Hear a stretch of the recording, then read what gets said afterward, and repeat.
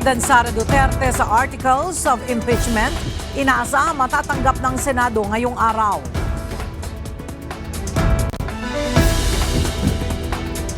Bubuuing Senate Blue Ribbon Committee o Blue Ribbon Subcommittee tiniyak na magiging patas, partikular na sa muling pagbubukas ng pagdinig sa flood control projects anomaly. Ngunit isang mambabata sa Kamara duda sa intensyon ng muling pagbuhay sa pagdinig. Apat na may impormasyon sa pag-alis ni Senator Ronald Bato de la Rosa sa Senado, ipinasabina ng NBI.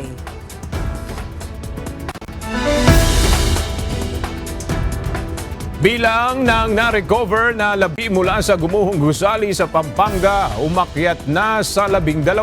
Baraks ng mga manggagawa sa gumuhong gusali, unti-unti nang nararating ng mga rescuer. Seguridad, pambansang pulisya nakahanda na para sa balik eskwela sa susunod na linggo. At unang panalo sa elimination round ng PhilHealth Health Insurers na itala, habang undefeated records ng AFP Cavaliers pinutol ng Office of the President Bagong Pilipinas sa pagpapatuloy ng UNTV Cup Season 12.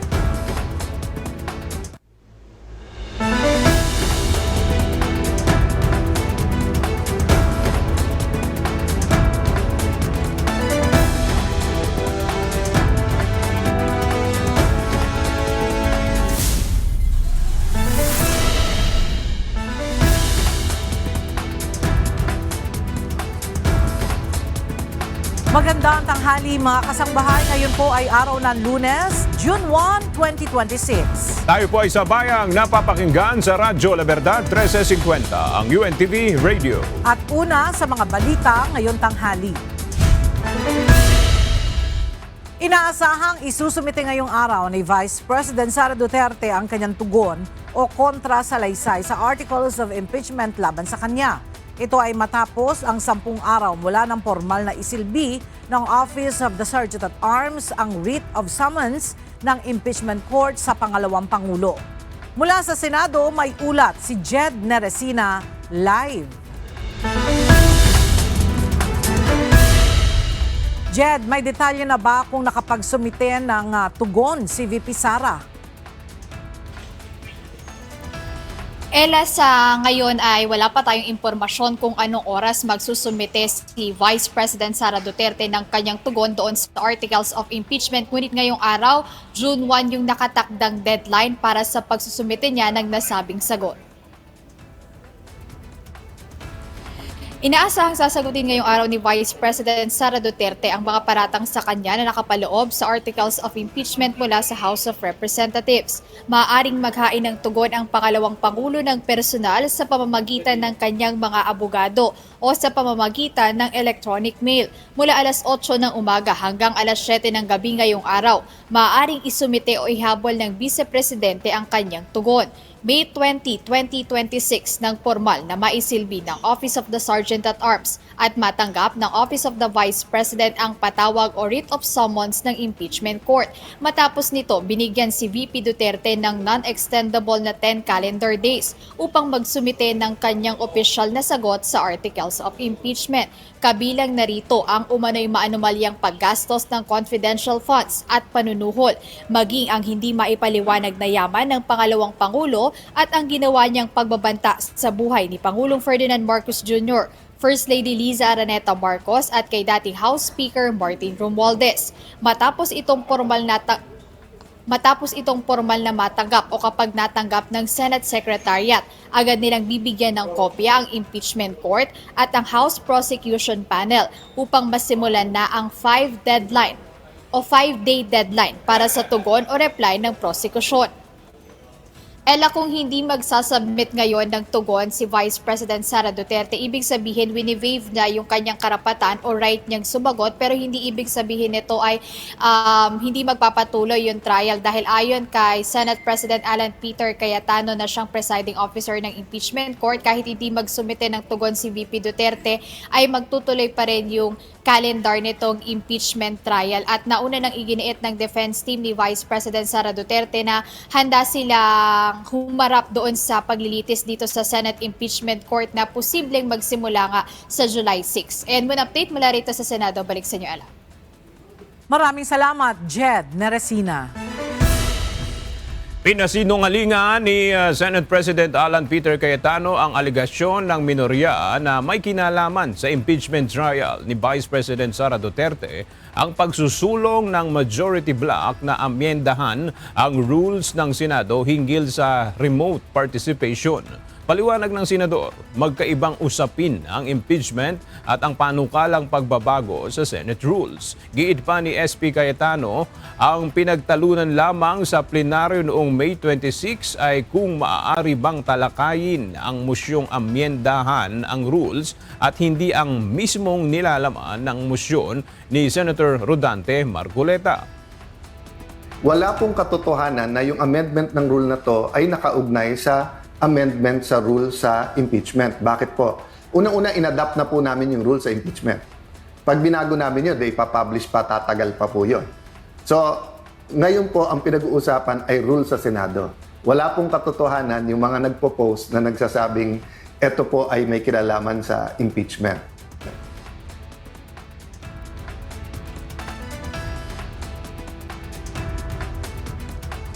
Binigyang diin din niya na wala silang nilabag na panuntunan ng Senado kontra sa mga pahayag ng mga miyembro ng minorya.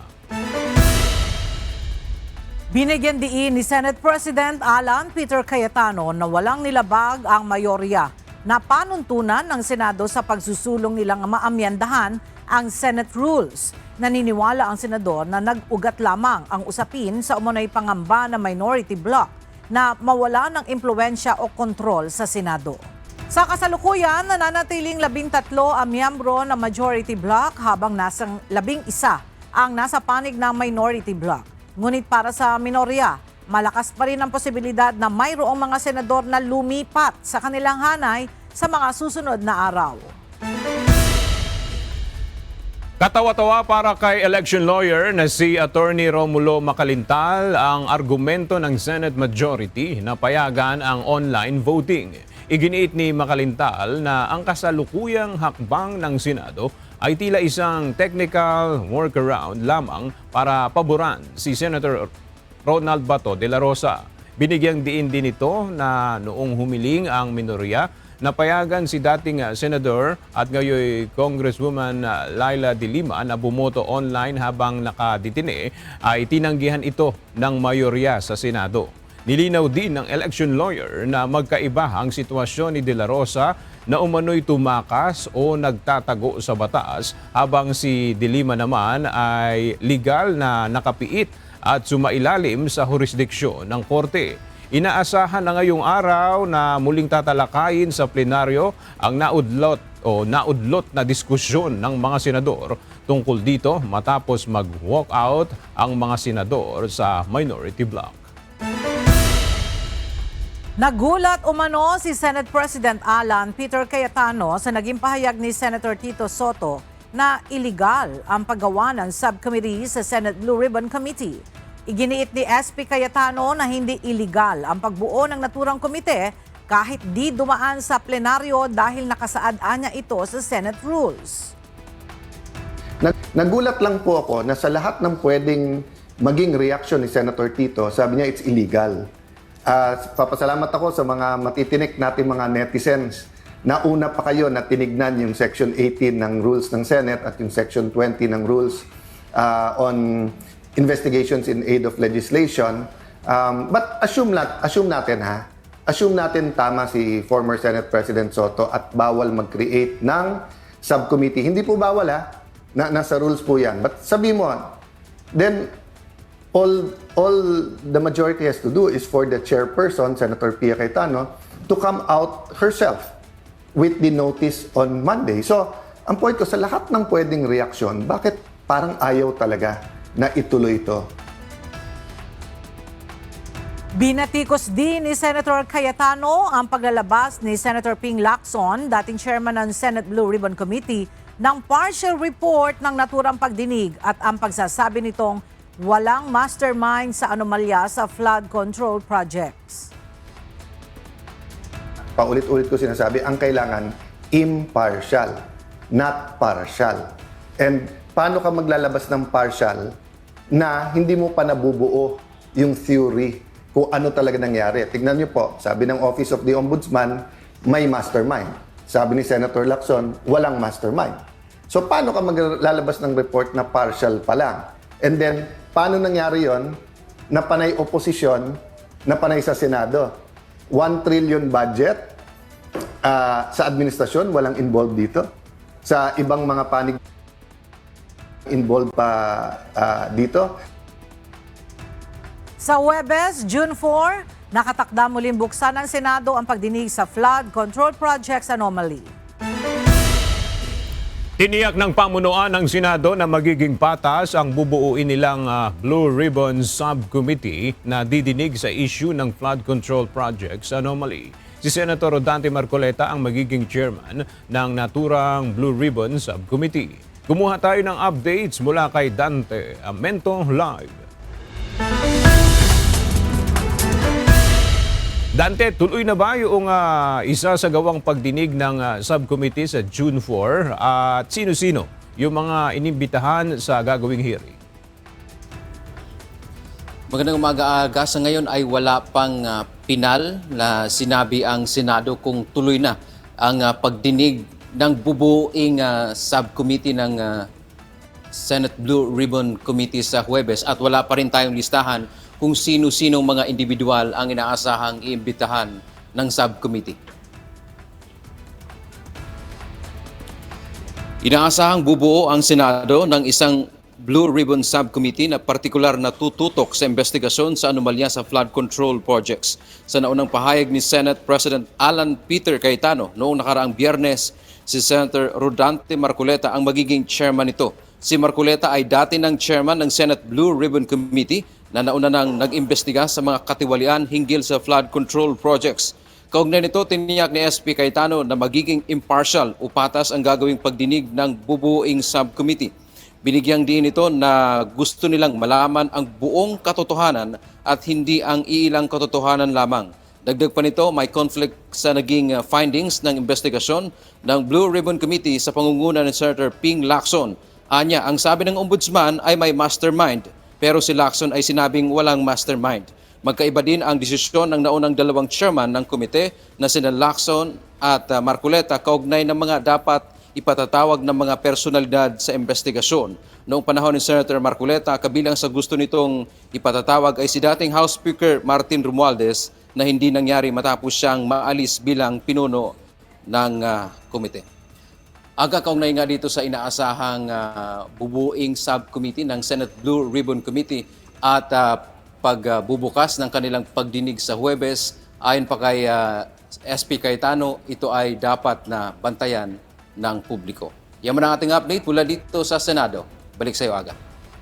Maraming salamat, Dante Amento. Dapat ipaubaya na sa Office of the Ombudsman ang pag-iimbestiga sa mga sangkot sa maanomalyang proyekto kontra baha ng gobyerno. Para kay Tingog Party List Representative Jude Asidre, questionable ang timing ng pagbuo ng subcommittee ng Senate Blue Ribbon para sa mga pagdinig kaugnay ng flood control anomaly sa gitna ng napipintong impeachment trial kay Vice President Sara Duterte. The process of searching for accountability, of exacting accountability should proceed, should continue. Pero ang tanong ko, dapat it should be on the basis of evidence, it should be on the basis of the rule of law, and it should not be used as a mechanism to deflect attention from the ongoing impeachment trial. Si Senator Rodante Marcoleta, isa sa Vice Chairman ng Senate Blue Ribbon Committee, ang mangunguna sa pagdinig na ngayong linggo posibleng isagawa. And Senator Marcoleta will issue notices on Monday para ituloy na sa Thursday yung flood control scam hearings. It will be impartial and we want the whole truth and not only some truth or some true, some not true to come out. Prerogative ng Senado ang pagsasagawa ng investigasyon sa mga anomalya sa flood control projects ng pamahalaan. Ayon kay House Deputy Speaker at Bacolod City Representative Albi Benitez. Pero naniniwala rin ang kongresista may kahalo itong politika. Mula sa House of Representatives, may report si Rosa Licos live. Rosalie, bakit nasabing may kahalong politika yung gagawing investigasyon sa flood control projects ng Senate Blue Ribbon Subcommittee? Aga isa si House Deputy Speaker at Bacolod City Representative Albi Benitez sa mga nagtataka sa timing ng pagbuo ng isang subcommittee ng Senate Blue Ribbon para ipagpatuloy yung investigasyon sa mga anomalya sa flood control projects. Anya, bagaman prerogative ito ng Senado, ay naniniwala siyang may kahalong politika ang hakbang. Pakinggan natin ang pahayag ni Deputy Speaker Benitez. Well, ako tingin ko may politics involved. Kaya hindi ko maintindihan nung dating chairman si Senator Ping Lacson sa Committee on Blue Ribbon, meron siyang committee report na ayaw pirmahan ng mga kasamahan niya doon. Bakit ganon? Tapos ngayon bubuksan na naman nila. So ano ba talaga naging reason kung bakit hindi sila magkasundo? Dagdag pa nito, dapat ipaubaya na lang sa Office of the Ombudsman ang investigasyon sa flood control projects. Anya, posible ring may conflict of interest sa nakaambang investigasyon ng Senate Blue Ribbon Subcommittee. Na-turn over na po natin sa independent bodies at sila na po ang mag-investigate para wala ng conflict of interest. Aga, nakatakda rin nating kunan ng pahayag o reaksyon ang lead public prosecutor na si Batangas 2nd District Representative Jervy Luis Ro na kasalukuyang nakaharap sa isang press conference ngayon. Kung anong reaksyon nila dito kaugnay ng pagkakaroon ng isang subcommittee ng Senate Blue Ribbon para ipagpatuloy yung pagdinig sa anomalous flood control projects na maaaring maapektuhan din yung isasagawang paglilitis kay Vice President Sara Duterte. Ngayong araw ay nakatakdang isumite ni VP Duterte yung kanyang answer sa 4 na articles of impeachment laban sa kanya. Balik sa iyo, Aga. Maraming salamat, Rosa Licos. Trabahong tamad. Ito ang direktang pahayag ni Senator Panfilo Lacson sa napabalitang pagpapasabpina ng National Bureau of Investigation sa asawa ni Senator Ronald Bato de la Rosa na si Nancy de la Rosa. Nagbabala si Senator Lacson na hindi dapat gawin ng NBI ang naturang hakbang dahil hindi lamang nito iahayag ang kawalang kakayahan ng NBI sa pagkalap ng mga impormasyon kundi pagiging unprofessional din ang pangahara sa asawa ng senador para lamang matunton ang kanyang kinaroroonan. Nilinaw naman ni NBI Director na ang planong pagpapasabpina sa asawa ni Senator De La Rosa ay walang kinalaman sa paghahanap kay Senator Bato, kundi nais lamang anyang linawin ang tungkol sa text message nito na tumakas umano si Senator Bato sa gitna ng nangyaring shooting incident sa Senado. Dagdag pa ni Director Matipag, kung tamaan niya ang impormasyon na iyon ay maituturing anya ito na seryosong tanong kung kaya't ito ang nais malaman ng NBI. Ipinatatawag na ng National Bureau of Investigation ang 4 na individual na pinaniniwalaang may nalalaman sa pag-alis ni Senator Ronald Bato de la Rosa noong May 14 ng madaling araw. Mula sa Pasay City, ang detalye ihahatid ni Benedict Samson live. Benedict, sino-sino yung mga nasabing individual na ipatatawag at kailan sila inaasahang darating sa tanggapan ng NBI? Magandang tanghali, Aga. Ayon kay National Bureau of Investigation Director Melvin Matibag, anumang araw ngayong linggo ay inaasahan nila na darating dito sa NBI itong 4 na individual na kanilang ipinasabpina. Kabilang dito si suspended o sa head Mau Aplasca, ang Chief of Police ng Pasay City Police Station na si Police Colonel Joselito De Sesto, ang Deputy Chief of Staff ni Senator Robin Padilla na si Jean Robles at ang tiyuhin ni Senator Padilla na si Virgilio Carino. Ayon kay NBI Director Matibag, ito ay upang alamin ng NBI ang kanilang nalalaman sa oras na umalis si Senator Ronald Bato de la Rosa sa Senate premises noong May 14 ng madaling araw.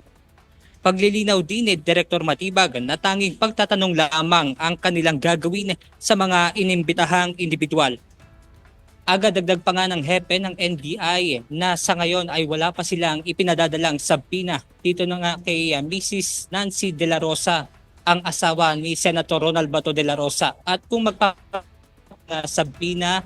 ay tanging pagtatanong lamang tungkol sa nangyaring shooting incident sa Senate at kung ito yung tinitignang dahilan na kung saan tumakas nga o umalis ng Senado si Senator Ronald Bato de la Rosa.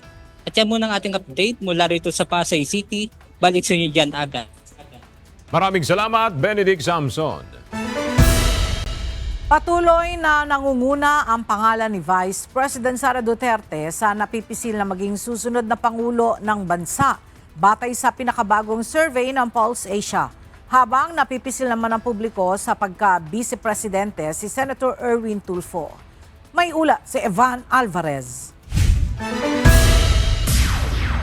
Namamayagpag pa rin si Vice President Sara Duterte sa survey ng pagkapangulo sa darating na halalan sa 2028. Ayon sa kinomisyong survey ng Stratbase sa Pulse Asia, lumalabas na sa isang hypothetical head-to-head presidential match-up, may lamang na 10 puntos si VP Duterte laban kay Naga City Mayor at dating Vice President Leni Robredo sa national level. Nakakuha si VP Duterte ng 51% ng suporta. 41% naman ang nakuha ni Mayor Robredo habang 8% ang nananatiling undecided. Ayon kay Professor Victor Andres Manhit, founder ng Stratbase Group, ang malaking lamang ni VP Sara ay dahil sa malakas na suportang nakukuha nito mula sa Mindanao. Una nang itinanggi ni Robredo na tatakbo ito sa national elections habang maaga namang nagdeklara ng kandidatura si VP Sara. Para naman sa vice presidential race, nangunguna si Senator Erwin Tulfo sa national survey. Nakakuha siya ng 46% kumpara sa 38% na suporta para kay Senator Robin Hood Padilla.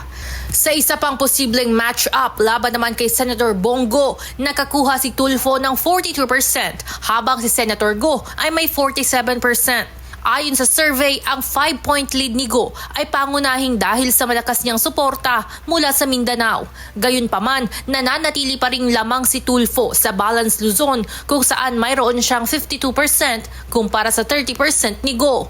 Samantala, lumalabas din sa survey na kahit 2 taon pa bago ang eleksyon, mataas na agad ang interes ng mga Pilipino sa 2028 polls. Humigit kumulang 83% ng mga respondent ang nagsabing interesado sila sa nalalapit na halalan. Isinagawa ang survey sa 1,500 respondents sa buong bansa mula May 3 hanggang May 7, 2026. Evan Alvarez, UNTV News and Rescue. Diyos ang aming sandigan, serbisyo publiko ang aming pinahahalagahan.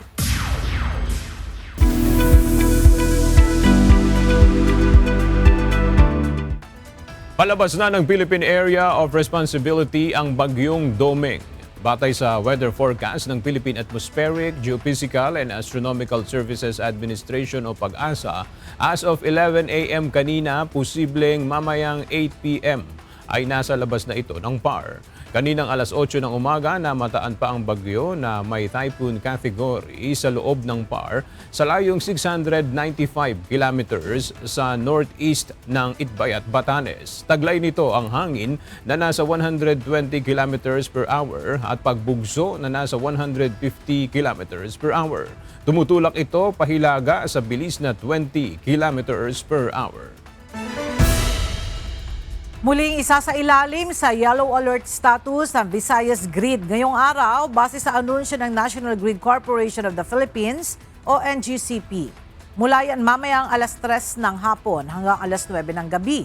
Manipis ang supply ng kuryente kung saan nasa 2,579 megawatts ang available capacity ng grid habang nasa 2,488 megawatts naman ang peak demand nito. Bunsod pa rin ito ng porsahang outages sa mga planta unavailability ng malalaking mga coal plants at high system demand forecast. Ito na ang ikatlong linggo ng halos sunod-sunod na paglalagay sa yellow alert status ng Visayas Grid dahil sa pagnipis ng supply ng kuryente. Malapit na ang marating ng mga rescuer ang sinasabing septic tanks na ginawang barracks ng mga construction worker sa Gumuhong Gusali sa Angeles City. Samantala, umakyat na sa 12 ang bilang ng mga labi na nare-retrieve ng mga rescuer mula sa Gumuhong Gusali. Mula sa Angeles City, Pampanga, may report si Ryan Lacanlale live. Ryan, ano yung prioridad na area ngayon dyan sa ginagawang paghahanap sa mga nawawala pa? Aga, prioridad ng mga otoridad na matukoy yung mga tulugan nitong mga manggagawa at kabilang na nga dyan yung septic tank na ginawang temporary shelter. Kahapon sunod-sunod na na-recover ng mga rescuer ang 5 katawan sa Ground Zero. Mula umaga hanggang hating gabi, 5 katawan ang kanilang nakuha. Karamihan sa mga biktima ay natagpuan. Ayon sa Bureau of Fire Protection, magkakalapit lamang ang mga labi ng mga biktima na na-recover kahapon. Kaninang pasado alas 4 ng madaling araw, isa pang labi ang natagpuan na na-extricate mula sa Ground Zero. Ito ay ang ika-12 labi na na-retrieve ng mga rescuer mula sa Gumuhong Gusali. Ngayon po ay nararating na natin yung mga portion kung saan sila nagkaroon ng temporary na shelter o yung ginawa nilang barracks, at doon po tayo ngayon nakafocus kasi doon po tayo nagkaroon ng scanning at saka pag-check, double checking na yung tinatawag nga po na nai-report na may mga paggalaw doon sa loob. Kung maalala nyo po doon sa ating binigay na quadrant, ayun po yung concentration natin is yung quadrant 2 at doon din po tayo maraming nare-recover. Sa 12 katawan na nare-retrieve ng mga rescuer, 4 ang wala sa orihinal na listahan ng mga nawawala. Batay sa impormasyong ibinigay ng site engineer, kabilang dito ang mag-amang construction worker mula sa Camarines Sur na kabilang sa mga unang na-recover. Na-recover din kahapon ang mag-asawang nagtitinda sa construction site. Ayon sa Bureau of Fire Protection, hindi naging madali ang pag-alis sa kanilang mga katawan dahil may malalaking debris na nakatagan sa mga ito. Sa ngayon, tinatayang nasa humigit kumulang 8 pang katao ang patuloy na pinaghahanap ng mga rescuer dahil may ilang sa mga na-recover ay wala sa opisyal na listahan ng mga nawawala. Isa sa mga challenges ng mga rescuer ngayon ang amoy na nagpapabagal sa kanilang operasyon. Nagsasagawa na ng disinfection sa mga rescuer na papasok at palabas sa Ground Zero. At kanina ayon sa Bureau of Fire Protection Central Luzon, may indikasyon pa na mayroon pa silang nakikitang isang katawan, pero medyo pahirapan ito dahil maraming ang mga debris ang kailangang alisin para makuha ito. Diyan muna ang latest mula dito sa Angeles City. Balik sa iyo, Aga. Maraming salamat, Ryan Lacanlale. Malaki ang naitulong ng K9 working dogs ng Philippine Coast Guard sa pagkakatunton at recovery ng 4 na katawan mula sa Gumuhong Gusali sa Angeles City, Pampanga kahapon, May 31. Ayon sa PCG, naisagawa ang recovery ng mga katawan matapos itong positibong matukoy ng 3 K9 dogs na sina Ugso, Travis at Summit na katukatulong sa isinasagawang search and rescue at retrieval operations. Bukod sa PCG K9 dogs, tuloy-tuloy ang pagtutulungan ng iba pang mga rescue group para mahanap ang katawan ng mga nawawala pang biktima mula sa Ground Zero. Naghain ng omnibus motion si Senator Jingo Estrada sa Sandigan Bayan upang hilingin na ma-dismiss ang mga kaso sa kanya o kaya'y muling maimbestigahan ang mga reklamo. Ang detalye sa report ni Evan Alvarez live. Evan, ano yung batayan ng kampo ni Estrada para i-dismiss ang mga kaso? Aga ayon kay Senator Jinggoy Estrada, karapatan niya na ma-exhaust ang lahat ng legal remedies patungkol dito sa kanyang mga kasong kinakaharap ngayon sa korte na may kinalaman sa flood control scandal. Iginiit ng senador na hindi ito pag-iwas sa mga pananagutan. Humihiling ngayon sa Sandigan Bayan si Senator Jinggoy Estrada na bigyan ng nararapat na konsiderasyon ang mga mosyong inihain ito sa hukuman at pairalin ang due process. Ngayong araw, naghain ang kampo ng mambabatas ng Urgent Omnibus Motion ad cautelam na humihiling na mapawalang bisa at tuluyang i-dismiss ang kasong isinampa sa kanya o kaya naman ipagpaliban ang mga paglilitis at ibalik ang kaso sa Ombudsman upang muling imbestigahan at makumpleto ang preliminary investigation. Gate ng mambabatas, ang mga ito ay hindi basta mga teknikalidad lamang, kundi makatarungan at naaayon sa batas na mabigyan siya ng pagkakataong magamit ang mga legal na remedyo bago isagawa ang umano'y anumang mapilit na hakbang laban sa kanya. Naninindigan din ito na hindi ito pag-iwas sa pananagutan sa batas, kundi pagtintig sa kanyang karapatan sa due process. Buurin niya ang kanyang loob na harapin ang kasong ito at patunayan na walang katotohanan ang mga ibinibintang laban sa senador. Kinasuhan si Estrada ng Ombudsman dahil sa umano'y illegal budgetary insertions at pagtanggap ng kickback mula sa flood control projects na nagkakahalaga ng higit 573 million pesos. Aga ngayon, hinihintay pa rin natin yung paglalabas ng arrest warrant ng Sandigan Bayan 5th Division para sa kasong plunder at ikalawang count ng graft laban dito kay Senator Estrada, Manuel Bonoan at iba pang dating opisyal ng DPWH mula sa NCR. Na-delay kasi ito dahil naghain ng motion ng kampo ni Estrada noong nakaraang Biyernes na isang motion o motion to withdraw issuance of arrest warrant para nga pertigilan o bawiin itong arrest warrant laban sa senador.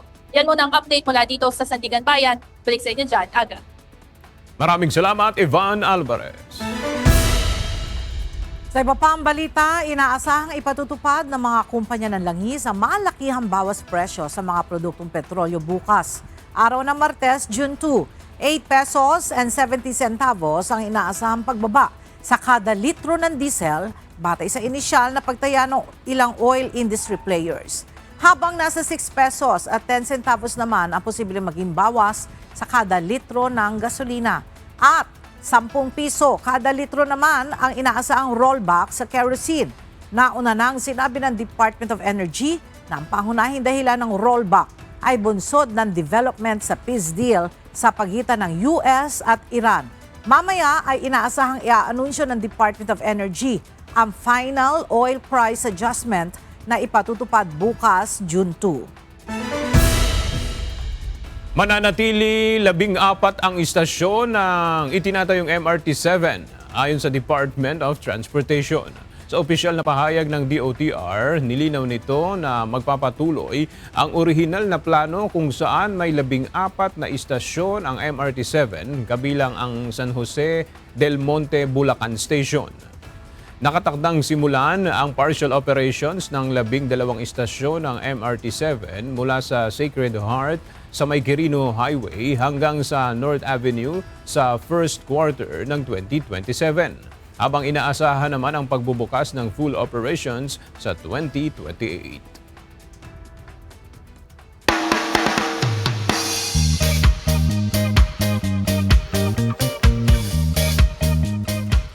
Handa na ang ipatutupad na seguridad ng pambansang pulisya para sa balik eskwela ngayong buwan.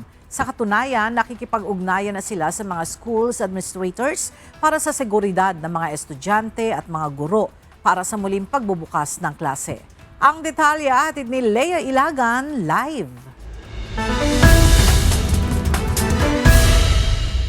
Lea, may deployment na ba at ilang pulis ang ipapakalat? Nag-utos na nga ni PNP Chief Police General Jose Melencio Nartates Jr. ang pagpapaigting sa presensya ng mga pulis malapit sa mga eskwelahan para sa balik-eskwela. Ayon kay General Nartates, nasa kabuuang 55,507 ang deployment ng mga pulis, katuwang ang ibang ahensya ng pamahalaan. Sa naturang bilang 28,751 ang mula sa PNP, 4,079 naman ang mula sa ibang unit at 22,677 ang mga force multipliers. Base sa tala ng Department of Education, nasa mahigit sa 26 million kasing mga estudyante ang magbabalik eskwela sa buong bansa.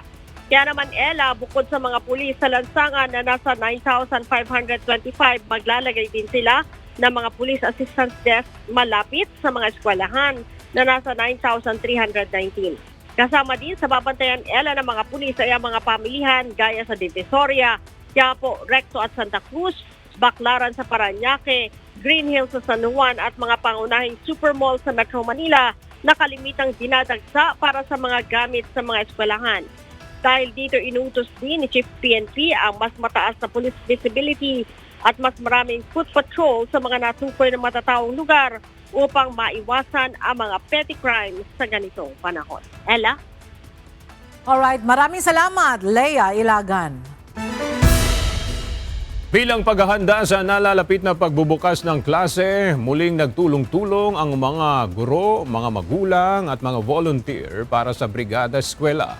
Kasunod nito, bumisita rin sa ilang paaralan ang Department of Social Welfare and Development upang saksihan ang kick-off ng brigada. Ang detalye sa report ni Mia Alonzo live. Mia, saang paaralan nagpunta ang DSWD at ano yung naging layon? Ano yung layon ng kanilang pagbisita sa eskwelahan? Yes, Aga, nagtungo dito ang Department of Social Welfare and Development sa annex sa General Licerio Geronimo Integrated School sa Barangay Bagong Silangan, Quezon City upang personal na saksihan ang partisipasyon ng miyembro ng Pantawid Pamilya Pilipino Program o PORPI sa pagbubukas ng Brigada Eskwela.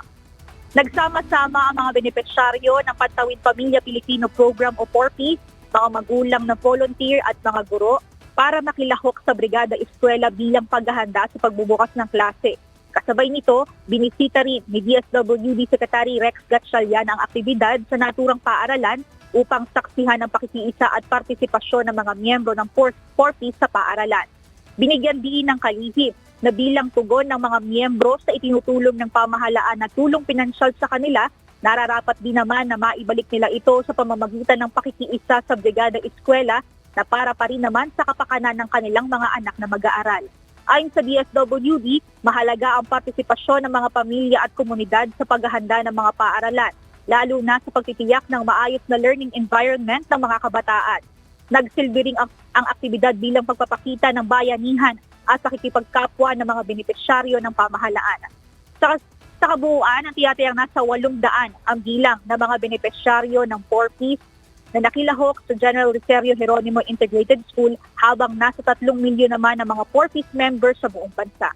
Inaasahan naman na mas marami pa ang makikiisa sa pagpapatuloy ng aktibidad ng Brigada Eskwela sa iba't ibang paaralan bilang paghahanda sa nalalapit na pagbubukas ng klase.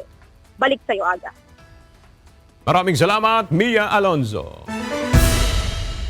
Sinuspinde na ng Land Transportation Office o LTO ang lisensya ng rider sa viral video na nagwili o nagpatakbo na motorsiklo na nakataas ang unahang gulong sa pampublikong kalsada.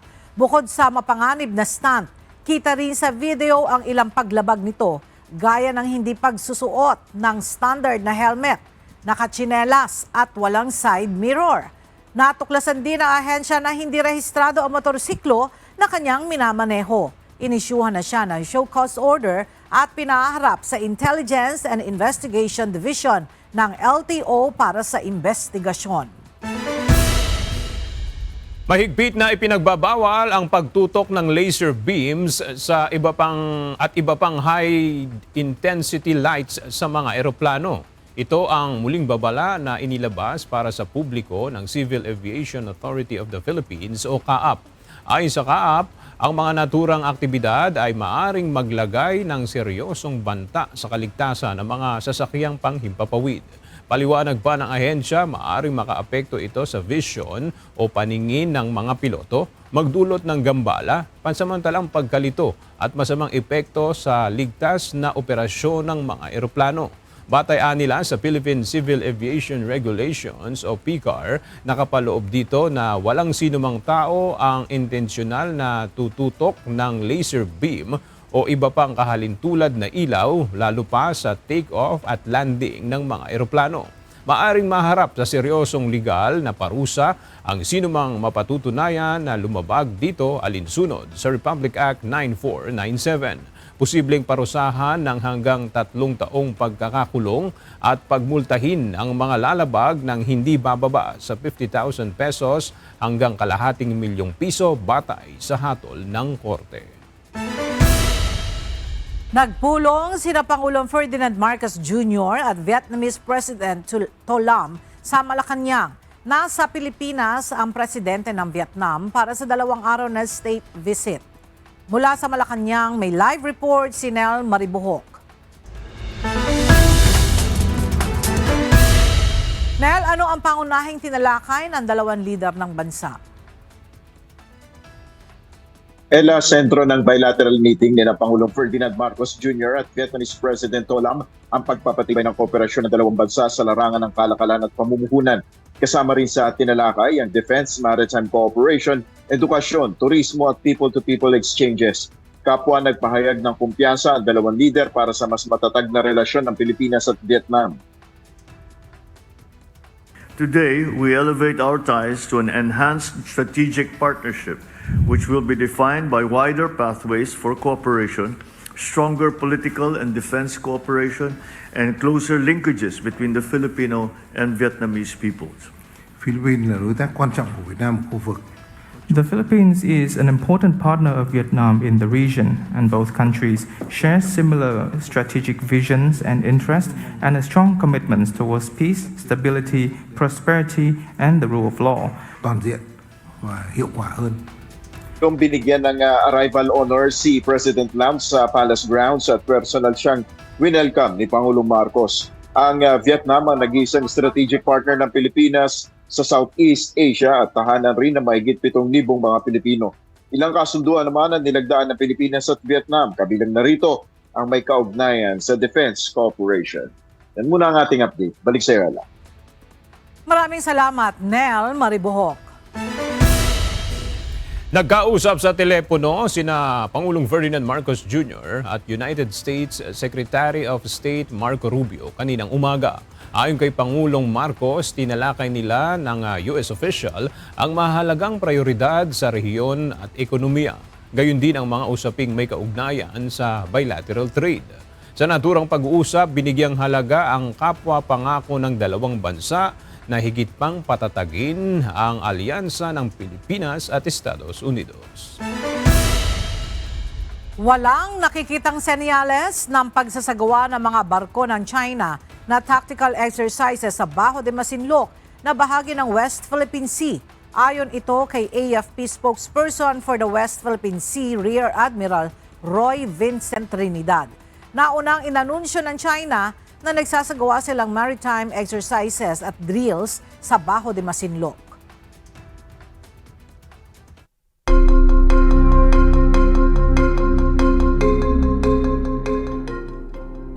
Muling pinagtibay ng Pilipinas at Estados Unidos ang kanilang ironclad alliance sa isang bilateral meeting sa pagitan ni U.S. Secretary of War Pete Hegseth at Defense Secretary Gilberto Teodoro Jr. sa sidelines ng Shangri-La Dialogue sa Singapore nitong Sabado, Mayo 30. Sa naturang pagpupulong, binigyan diin ni Secretary Teodoro ang matibay na suporta ng Pilipinas sa pangako ng Amerika na palakasin ang mga ugnayan sa Indo-Pacific. Aniya, patunay ang Pilipinas sa tibay ng mga partnership ng US na nagbibigay ng mas mataas na resiliency at deterrence sa rehiyon. Samantala, sinabi ni Hegseth na ito na ang ika-5 pagkakataon na nagkaroon sila ng engagement ni Teodoro na isang patunay ng lalim at consistency ng defense cooperation ng 2 bansa. Pinuri din niya ang tagumpay ng balikatan exercise noong nakaraang buwan na tinaguriang pinakamalaki sa kasaysayan. Muli ring tiniyak ng Estados Unidos ang suporta sa pagbabantay ng exclusive economic zone ng Pilipinas. Palalawakin pa ng Israel ang operasyon ng kanilang tropa sa Lebanon laban sa Hezbollah. Ito ay sa bisa ng utos ni Israeli Prime Minister Benjamin Netanyahu sa kabila ng umiiral na ceasefire na idineklara mahigit 6 na linggo na ang nakalilipas. Sa pinakahuling pagkilos ng Israel troops, nakasakop ng mga ito ang makasaysayang 900-year-old Beaufort Castle. Ito ay kasunod ng isa sa pinakamabigat na pag-atake ng Hezbollah noong Abril na nagdulot ng pagsasara ng mga paaralan at paghihigpit sa hilagang Israel. Sa ngayon, kontrolado na ng Israel ang teritoryo hanggang sa Litani River at tinutulok pa ang tropa hanggang sa Zaharani River, 10 kilometro sa hilaga. Layunin ni Netanyahu na palalimin at palawakin ang pagkakahawak ng Israel sa mga lugar na dating kontrolado ng Hezbollah. הכוחות שלנו חצו את הליטני, הם תפסו שטחים שולטים, הם כבשו את רכס הבופור. ועכשיו ההנחיה שלי היא להעמיק ולהרחיב את האחיזה שלנו במקומות שהיו בתפיסת חיזבאללה. וכיבוש הבופור הוא שלב דרמטי, הוא שינוי דרמטי במדיניות שאנחנו מובילים. אנחנו שברנו את מחסום הפחד. אנחנו יוזמים, אנחנו פועלים בכל החזיתות. בסוריה, בעזה, בלבנון. Kinumpirma ng US Immigration and Customs Enforcement o ICE na isinara ng lubos ang perimeter sa paligid ng Delaney Hall facility sa Newark, New Jersey, bunsod ng mga riot laban sa ahensya. Sa kabila nito, binigyang diin ng ICE na tuloy-tuloy pa rin ang kanilang operasyon ng walang sagabal. Sa ex-post ng Department of Homeland Security, tiniyak nito na kasama ang mga pulis ng New Jersey, mahigpit nilang ipatutupad ang batas laban sa sinumang susubok na hadlangan o umatake sa kanilang mga opisyal. Sa ngayon, nananatiling nakasara ang buong perimeter ng pasilidad habang nagpapatuloy ang operasyon ng ICE ng walang pagkaantala.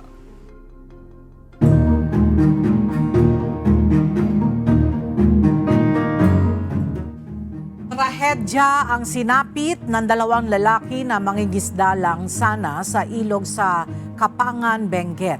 Ilang araw sila ang pinaghahanap bago natagpuan. Alamin natin sa ulat ni Grace Doctolero live. Grace, ano ang nangyari sa insidente at paano natagpuan ang mga biktima?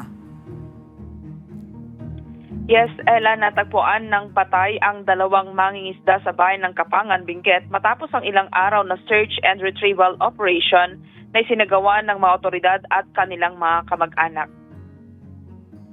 Umalis ang 2 biktima noong May 27 upang mangisda sa bahagi ng Three Rock Falls sa Barangay Bukrawan, Kapangan. Nang hindi na sila makabalik agad sa kanilang mga tahanan, agad na nagsagawa ng paghahanap ang kanilang mga pamilya kasama ang mga kamag-anak at mga rescuer. Matapos ang ilang araw na operasyon, natagpuan ang mga biktima sa magkahiwalay na bahagi ng ilog.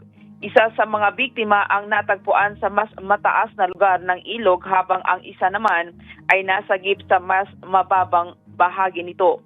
Ayon sa BFP, nasa advanced state of decomposition na ang mga labi ng kanilang matagpuan dahil sa ilang araw na pagkakalubog sa tubig.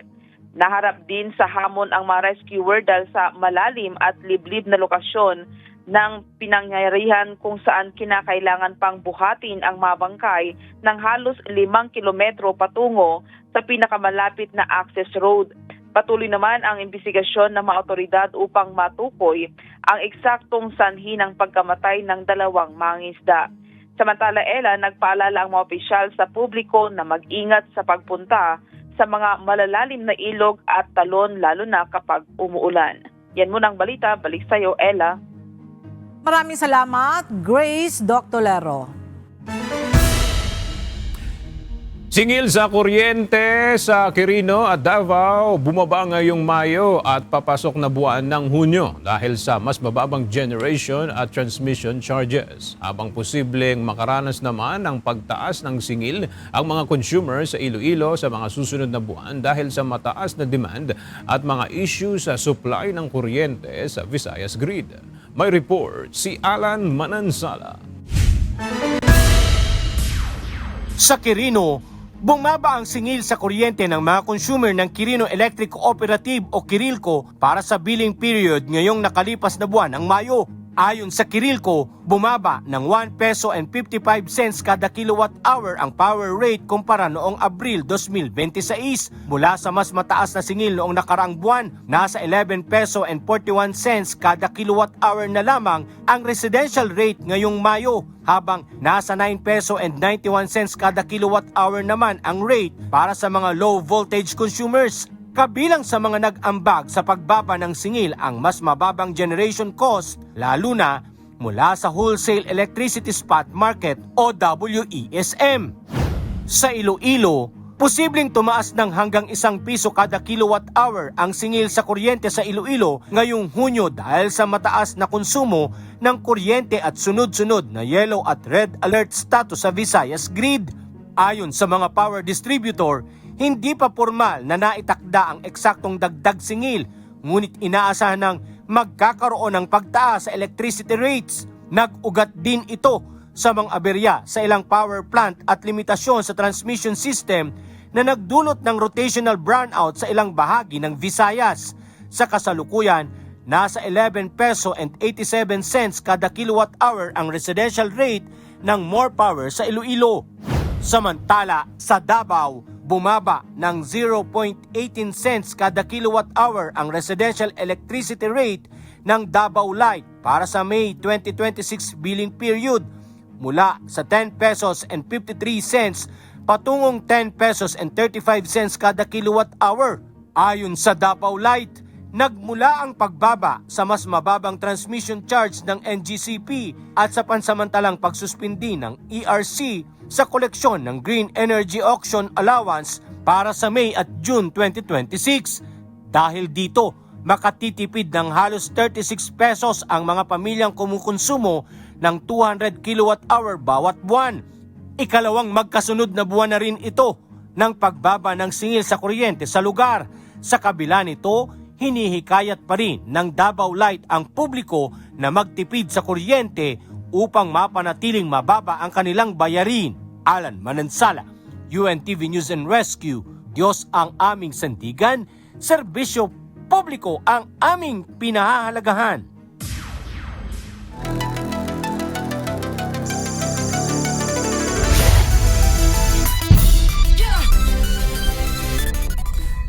Nakapagtala na ng unang panalo sa eliminations round ng UNTV Cup Season 12 ang PhilHealth Health Insurers. Samantala, nabahira na ng pagkatalo ang record ng AFP Cavaliers matapos pabagsakin ng Office of the President Bagong Pilipinas. Narito ang report ni JP Nunez. Isang maaksyong bakbakan muli sa hardcourt ang nasaksihan sa pagpapatuloy ng eliminations round ng UNTV Cup Season 12 sa Paco Arena sa Maynila nitong linggo. Sa first game ng umaatikabong triple header match, unang nagtuos ang Judiciary Magis at GSIS Furies. Isang dominating performance ang ipinamalas ng Judiciary Magis upang tuluyang sarahan ang tsansa ng GSIS Furies na umabante pa sa next round ng season. Sa first quarter pa lang ng kanilang pagtutuos, maagang umabante ang Judiciary Magis mula sa kanilang mga outside shooting. Bit-bit nila ang advantage hanggang sa kanilang tuluyang hatulan ang GSIS Furies sa final score na 87-66. Siguro yung effort, talaga yung number one doon yung effort nila na even though na nagkukos sila ng turnover sa game, pero when it comes sa defense, pagdating ng second half namin, talagang hinahabol nila yung bola. Samantala, sa second game, ginuhitan na ng PhilHealth Health Insurers ang kanilang win column matapos pabagsakin ang PNP Responders sa isang dikit na laban. Binigyan ng PhilHealth Health Insurers ng isang close encounter ang PNP Responders sa first half ng laban, kung saan natapos ang score na all 18 sa first quarter, habang single-digit advantage naman ang inilamang ng PhilHealth Health Insurers sa pagtatapos ng second quarter. Sa pagputok ng buzzer, lamang ng 9 na puntos ang PhilHealth Health Insurers sa final score na 74-65. nakita natin yung TPLF talaga na dyan puso, di tayo pwedeng bumigay. Yan ang TPLF talaga hanggang huli, pupukpok. At sa third game ng triple header match, binahiran na ng Office of the President bagong Pilipinas ang undefeated record ng AFP Cavaliers. Dikit ang naging bakbakan ng dalawang koponan hanggang sa last seconds ng fourth quarter. With 14.7 seconds remaining sa fourth quarter, isang 3-point attempt ang gustong gawin ng AFP Cavaliers. Subalit sa kalagitnaan ng kanilang plano, isang steal ang nagawa ng shooting guard ng OP Bagong Pilipinas na si Enteng Dalaten. Binitbit niya ang bola patungo sa ring, sabay pa sa patalikod sa kanilang point guard na si Reggie Cartel for the layup. Nakakuha pang muli ng 2 points ang AFP Cavaliers, subalit pagbalik ng possession sa OP Bagong Pilipinas ay naubusan na sila ng oras. Final score 83-80 in favor of OP Bagong Pilipinas. We took the defense. It took us kumbaga, endurance and toughness to get this win. Napakahirap kalaban ng AFP. Papalapit na ng papalapit ang magiging resulta kung sinong mga koponan ang aabante mula sa eliminations round ng UNTV Cup Season 12. Abangan ang mga susunod pang bakbakan sa hardcourt sa official social media accounts ng UNTV News and Rescue at UNTV Sports. Win in sports, win for charity. JP Nunez, UNTV News and Rescue. Diyos ang aming sandigan, serbisyo publiko ang aming pinahahalagahan.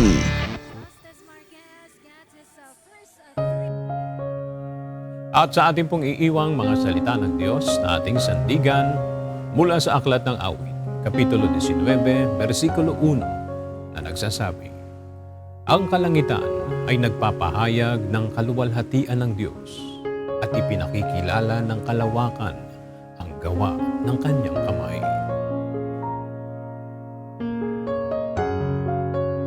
Yan ang mga balitang aming tinutukan at inaksyonan dahil sa aming pagbabalita, una ang paggalingan sa kapwa. UNTV C News, may balita saan mang panig ng daigdig.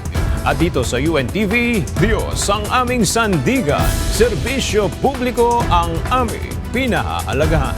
Magandang tanghali.